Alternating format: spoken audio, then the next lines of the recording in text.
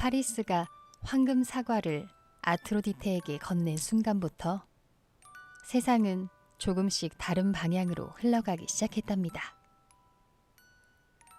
헤라와 아테나의 분노는 조용히 가라앉지 않았고 아프로디테의 약속은 현실이 되어 파리스 앞에 펼쳐졌지요. 그리고 그 약속이 현실이 된 날부터 두 나라 사이에는 거대한 폭풍이 몰려오기 시작했어요. 오늘 들려드릴 이야기는 그 폭풍이 마침내 터져나오던 날의 이야기랍니다.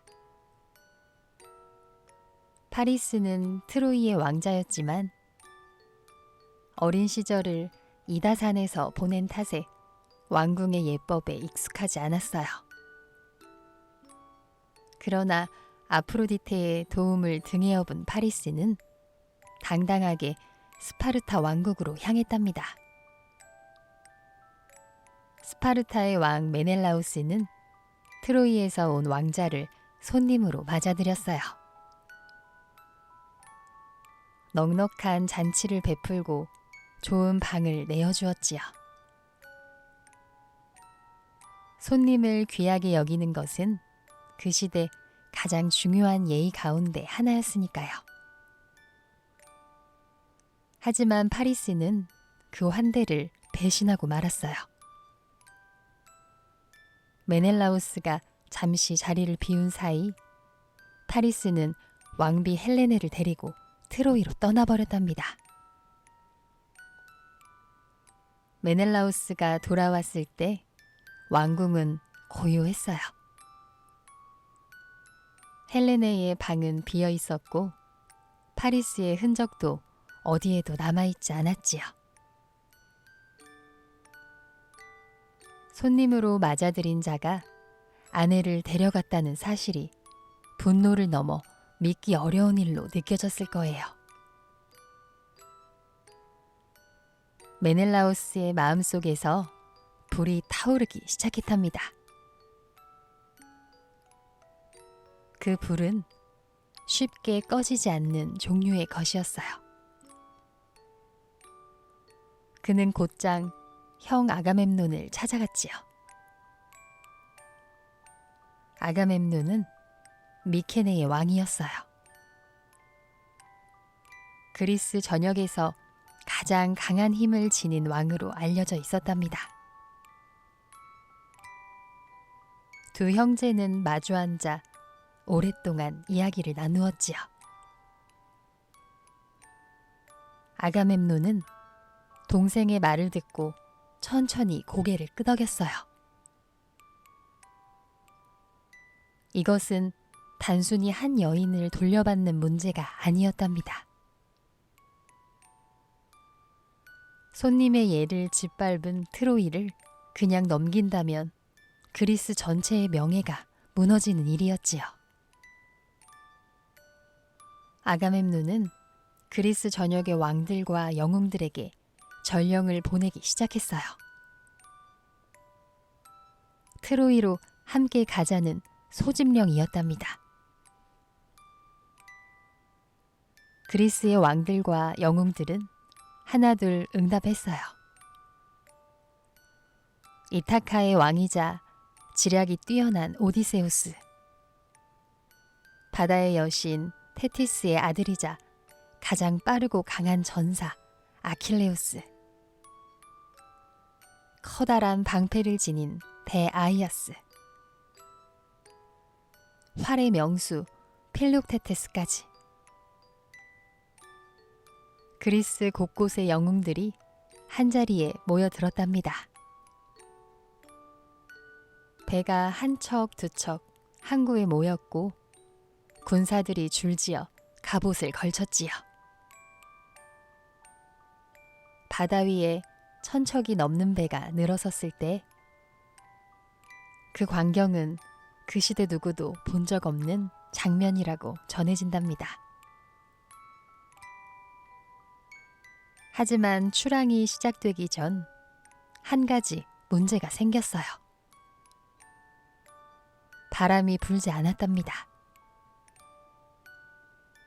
배는 이미 준비되었고 군사도 모였지만 아울리스 항구에서 함대는 꼼짝도 할 수 없었지요.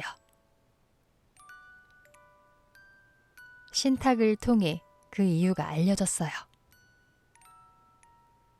여신이었던 아르테미스가 노했기 때문이었답니다. 아가멤논이 무심코 한 말이 아르테미스의 신성한 사슴을 건드렸다고 전해졌지요. 아르테미스를 달래지 않으면 바람은 불지 않을 것이라는 신탁이었어요. 아가멤논은 깊은 고민에 빠졌답니다. 왕으로서 군사들 앞에 서야 하는 것과 신탁이 요구하는 것 사이에서 그는 오랫동안 흔들렸지요. 결국 아가멤논은 신탁의 요구를 받아들였고 그 뒤에야 바람이 불기 시작했답니다. 함대는 마침내 트로이를 향해 출항했어요. 트로이에서는 그리스의 함대가 온다는 소식이 먼저 전해졌답니다. 트로이의 왕 프리아무스는 성벽 위에 서서 먼 바다를 바라보았지요. 파리스가 태어나던 날 내려졌던 예언이 떠올랐을 거예요. 이 아이가 자라면 트로이를 멸망으로 이끌 것이라는 그 말이요. 프리아모스는 아들을 버리려 했지만 그러지 못했고 이제 그 아들로 인해 전쟁이 찾아오고 있었답니다. 트로이의 성문은 굳게 닫혔고 백성들은 무기를 손에 쥐었지요. 트로이는 오래된 성벽을 가진 도시였어요. 높고 두꺼운 그 성벽은 쉽게 무너지지 않는 것으로 이름나 있었답니다. 그리스 함대가 트로이 해안에 닿았을 때 양쪽 모두 이 전쟁이 얼마나 오래될지 알지 못했어요. 한쪽에는 아내를 빼앗긴 왕과 명예를 지키러 온 영웅들이 있었고 다른 쪽에는 도시를 지키려는 왕과 백성들이 있었답니다. 트로이 땅에 처음 발을 딛는 것이 얼마나 위험한 일인지 그리스 군사들 모두가 알고 있었지요. 처음에는 아무도 배에서 내리려 하지 않았어요. 그때 한 사람이 먼저 뛰어내렸답니다.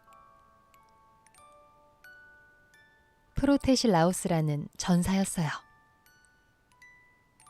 그는 가장 먼저 트로이 땅을 밟은 사람이 되었고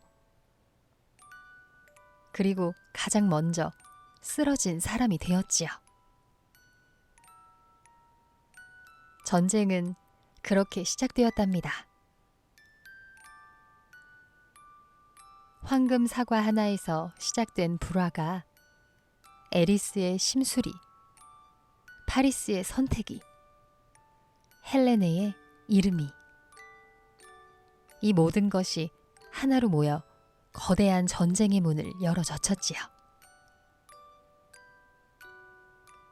트로이의 성벽 안에서는 프리아모스 왕이 기도를 올렸고 성벽 밖에서는 그리스의 진영이 자리를 잡았어요. 바다 위에 늘어선 배들의 불빛이 밤새 흔들리며 타올랐답니다. 두 나라의 전사들은 서로를 마주보며 긴 밤을 견뎌냈지요. 트로이 전쟁은 단지 두 나라 사이의 싸움이 아니었어요. 그 안에는 자존심과 분노, 사랑과 배신, 약속과 선택이 모두 뒤섞여 있었지요. 어느 쪽이 완전히 옳고 어느 쪽이 완전히 틀렸다고 쉽게 말하기 어려운 이야기랍니다. 그래서 이 전쟁 이야기는 오래전부터 오늘까지 수많은 사람들의 마음속에 살아남아 있을 거예요. 전쟁은 한 번의 선택에서 시작되기도 하고 오랫동안 쌓여온 감정이 터져 나오면서 시작되기도 하지요. 그리고 일단 시작된 전쟁은 시작한 사람만의 이야기로 끝나지 않는다는 것을 트로이의 이야기는 조용히 보여주고 있답니다. 황금 사과가 굴러간 그 자리부터 거대한 함대가 바다를 건너던 그날까지 이 이야기의 시작에는 언제나 한 번의 선택이 있었다는 것을 기억해 주세요. 우리의 선택도 때로는 우리가 생각한 것보다 훨씬 멀리까지 닿아 있을 수 있으니까요. 그 무게를 느끼며 선택하는 사람이 조금 더 신중하고 따뜻한 길을 걸어갈 수 있을 거예요. 오래된 신화는 오늘도 우리에게 말해주는 것 같아요. 선택 앞에서 조금 더 멀리 바라보라고. 내 선택이 닿을 곳을 한 번쯤 생각해 보라고요. 트로이의 이야기는 아직 끝나지 않았답니다. 다음 이야기에서 계속 이어질 거예요. 이곳은 상상도서관입니다.